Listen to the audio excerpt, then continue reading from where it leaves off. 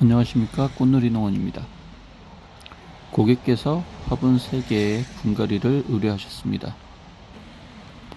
파키라 화분인데 줄기의 밑동과 가지 상태를 봐서는 습해가 심하게 왔던 것으로 판단이 됩니다. 관음죽의 경우에도 잎 끝이 갈변된 상태 등을 봐서는 습해 가능성이 높습니다. 화분 겉흙 부분을 보면 보수성이 강한 상토로 심어진 것으로 판단이 됩니다. 아레카야자의 경우에도 잎 끝이 갈변된 것이 많은 것을 봐서는 습해가 있던 것으로 추정이 됩니다.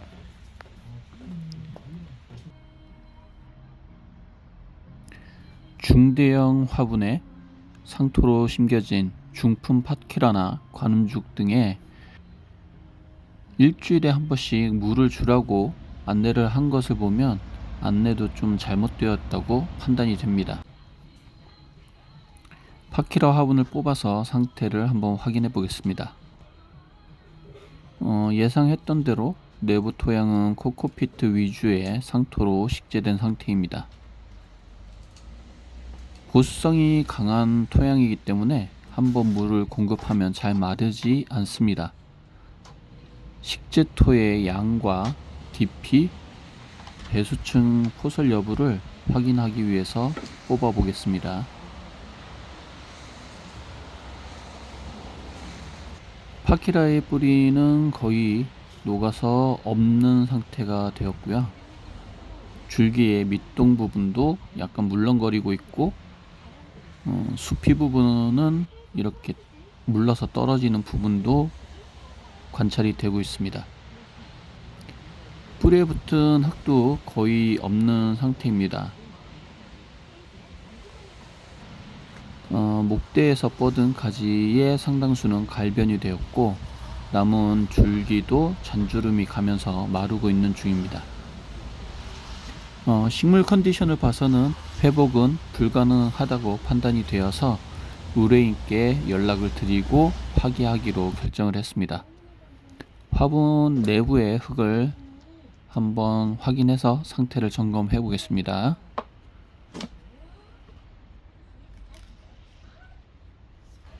예상했던 대로 코코피트가 주성분인 상토로 식재가 되어 있는 상태입니다. 흙을 모두 쏟아내고 보니 내부에는 스티로폼이 한 20% 정도 포설이 되어 있었습니다. 바닥은 아직 습기가 남아있는 상태이고 상토가 섞여서 배수구를 막았던 상태입니다. 배수층은 20% 정도가 들어있었고 이렇게 배수구의 지름이 3cm 정도로 작은 편이었습니다. 물을 자주 줬거나 고인물을 비워주지 않아서 물때로 인해서 갈색으로 변색이 된 상태이고요. 흙의 상태는 아직 수분이 많아서 꽉 짜면 이렇게 물이 배어 나오고 떨어질 정도로 습한 상태가 유지되고 있었습니다.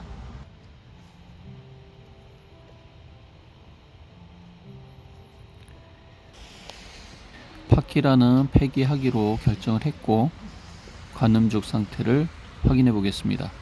관음죽의 바닥은 일부가 이렇게 깨져 있는 상태인데요. 화분이 시멘트 화분이고 소성을 한 것이 아니라서 파손에 취약할 수가 있습니다.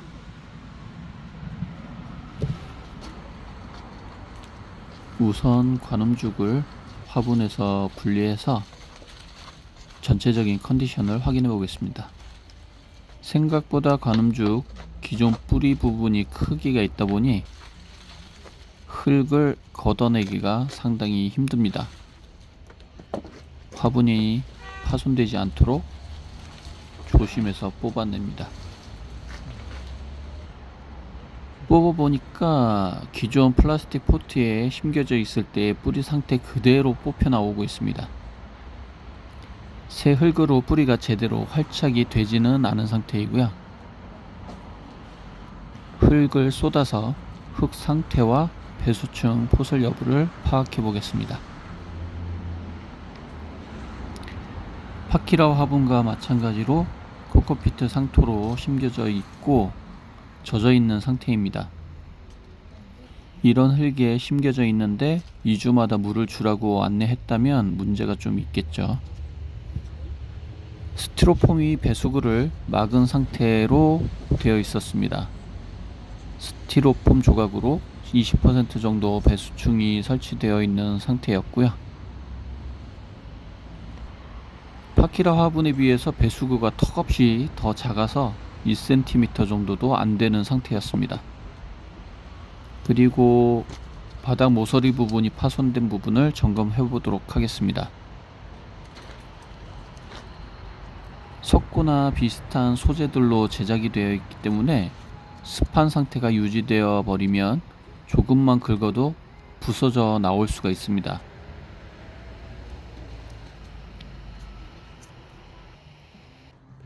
우선 파손이 없는 파키라 화분에 관음죽을 심을 예정입니다. 배수구를 크게 뚫기 위해서 홀소를 이용해서 천공 작업을 진행하도록 하겠습니다.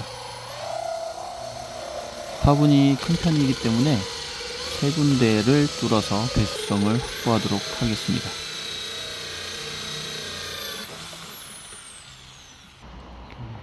그 다음 관음죽의 뿌리가 한 뼘 22cm 정도 되기 때문에 2뼘 정도의 깊이를 감안해서 배수층은 3분의 1 정도로 포설할 예정입니다.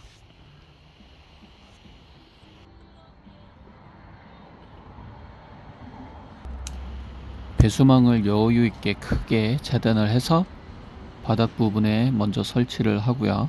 배수구 외의 가장자리에는 경질 스티로폼 조각으로 포설하고 배수구에는 대립마사로 설치를 합니다. 스티로폼으로 배수층을 포설할 때에는 단단한 스티로폼 조각을 이용해야 되고 커터칼 등을 이용해서 깍두기처럼 재단을 해서 사용하면 더 좋은 효과를 볼 수 있습니다.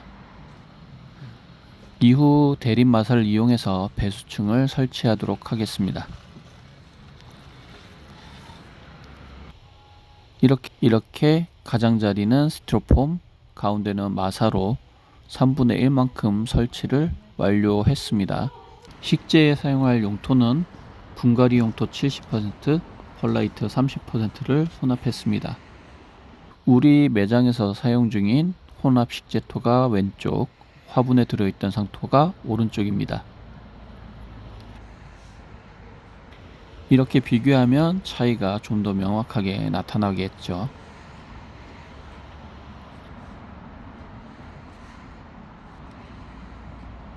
화분이 과습했었기 때문에 혹시 모를 해충 방지를 위해서 토양 살충제를 혼합하도록 하겠습니다.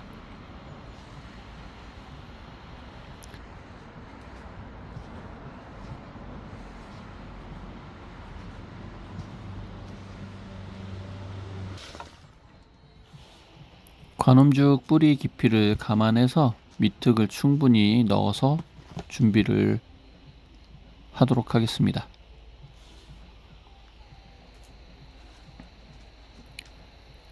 그 다음 뿌리의 빠른 활착을 돕기 위해서 뿌리 겉부분을 약간 긁어서 잔뿌리들이 외부로 노출될 수 있게 해줍니다. 뿌리 정리가 된 관음죽을 화분에 잘 배치를 한 다음에 빈 공간을 식재토로 포설을 해주도록 합니다. 화분 턱 부분에서 손가락 한 마디 정도의 워터 스페이스를 확보해 주고요. 그 다음 물을 한번 충분히 줘서 배수가 잘 되는지를 확인해야 합니다. 물 주는 양은 화분 내용량의 50에서 60% 정도 3, 4회에 걸쳐서 줍니다. 이후 겉흙 부분을 세척, 소림 마사 등을 이용해서 마감 처리를 해주도록 합니다.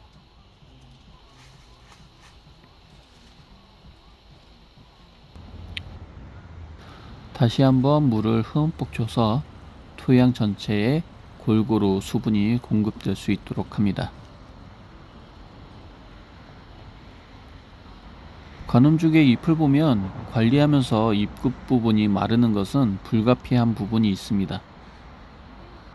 갈변된 부분을 잘라내어도 일부는 다시 갈변되어 마르게 됩니다.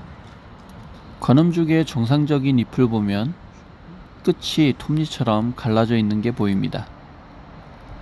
이런 잎의 끝이 갈변되었다고 해서 가위로 반듯하게 자르게 된다면 조금 전의 잎처럼 잎 끝이 전체적으로 갈변되면서 모양도 부자연스러울 수 있습니다.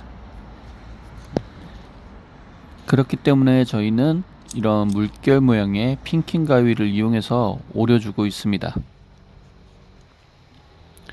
조금 전 반듯하게 잘랐던 잎의 끝을 다시 한번 핀킹 가위로 정리해 보겠습니다. 한 번에 반듯하게 자르지 않고 V자 모양으로 양쪽으로 잘라줍니다. 양쪽에서 사선으로 V자 모양이 되도록 오려서 정리를 해줍니다. 관음죽은 밝은 듯한 반양지 또는 약간 어두운 반양지까지 배치를 할 수 있습니다. 통풍이 잘 되는 장소에서 주간에는 15에서 25도, 야간 8도에서 10도 이상 유지가 가능하면 좋겠습니다. 물을 주는 주기는 중대형 화분 기준 겉흙이 마르기 시작하는 시점에서 10에서 15일 정도 경과 후에 흠뻑 주시면 되겠습니다. 관음죽 분갈이에 도움이 되셨으면 좋겠습니다. 감사합니다.